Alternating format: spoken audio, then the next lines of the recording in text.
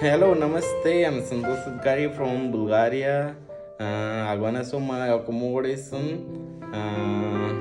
in Bulgaria. First of all, I would like to show my bedroom. Then, step by step, I will show my living hall. Also, I will show my kitchen room as well. So let's start from my bedroom guys. Video हेरिसकेपछि हजुरहरूले like comment र subscribe गर्न चाहिँ नभुल्नु होला भनेर विनम्र अनुरोध गर्दछु। ल हेरौँ है त सबसे पहिला मेरो यहाँको अकोमोडेसन। फाइनली म चाहिँ मेरो बेडरुममा आइसकेको छ। यो चाहिँ मेरो बेडरुमबाट देखिने भ्यू हो। सो यहाँ मेरो बेडरुम रहेको छ, त्यहाँ टी टेबल बेडरुम अनि दराज पनि छ। सो यहाँ चाहिँ एयर कन्डिसन भइहाल्यो होइन गाइस, यस्तै छ। यहाँ मेरो दराज अनि यो चाहिँ मेरो लिभिङ हल टक्क लगाएर है सोफा टेबलहरू राखिदिएको छ। अनि यहाँबाट पनि भ्यू देखिन्छ। अनि अर्को भ्यू हेर्न चाहियो भने यहाँ टिभी छ, यहाँबाट चाहिँ टिभी हेर्न पनि सकियो। अनि त्यसपछि म जाँदैछु मेरो किचन हलतिर। यो चाहिँ मेरो डाइनिङ टेबल है, टक्क लगाएर यहाँ पनि होइन छ है गाइस। ल हेर्न पनि पाइयो होइन गाइस। त्यसपछि लागौँ यतातिर। अब भाँडासाँडा धुने ठाउँ यहाँ रहेछ। टक्क यहाँभित्र केही छ, यो सामानहरू राखिदिएको रहेछ। ल अल्सो यहाँ पनि साबुन सरफहरू रहेछ। यो मेरो कचौराहरू, प्लेट, ग्लासहरू पानी सानी खानलाई अब यस्तै छ। यहाँनिर ओभन राखिदिएको रहेछ टक्क लगाएर। अनि यहाँ तल वासिङ मेसिनहरू पनि राखिदिएको रहेछ।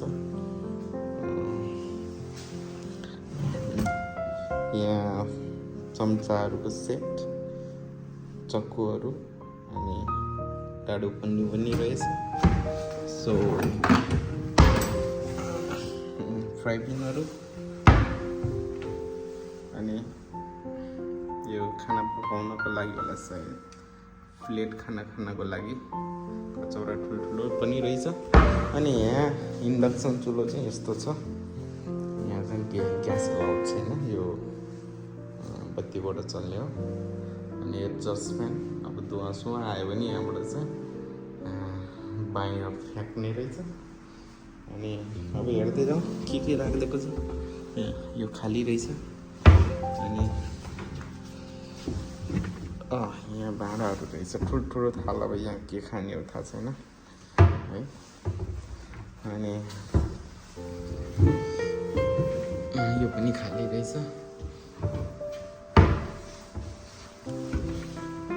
यहाँ सामानहरू राखिदिएको रहेछ, हाउसकिपिङको सामानहरू, टिस्युहरू है। अब मेरो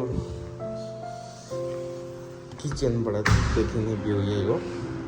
टक्क लगाएर खाना यसो हेर्दै, बाहिरतिर हेर्दै खाना पनि मिल्यो, पकाउन पनि मिल्यो है। रमाइलो लाग्छ, मलाई रमाइलै छ। यहाँको घरहरू चाहिँ ठ्याक्क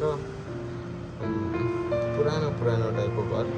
र यिनीहरू पुरानो घरलाई चाहिँ एकदम संरक्षण गर्ने रहेछ क्या। हाम्रो गाउँको घरलाई पनि संरक्षण गऱ्यो भने यस्तै स्ट्यान्डर्डमा बन्छ। नेपाल विकसित भए पनि यस्तै स्ट्यान्डर्डमा बन्छ। डाँडाकाँडा हरियाली। अनि अहिलेको सरकारलाई धेरै शुभकामना है। अब फ्रिज छ यहाँ, फ्रिजमा अलिअलि सामानहरू रहेछ।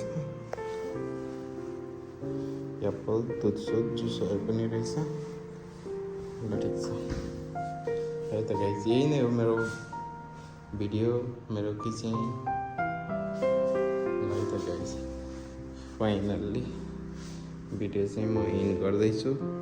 लाइक कमेन्ट र सब्सक्राइब गर्न चाहिँ नभुल्नु होला भन्छु। हस् त, धन्यवाद। हजुरहरूको दिन शुभ रहोस्। By by.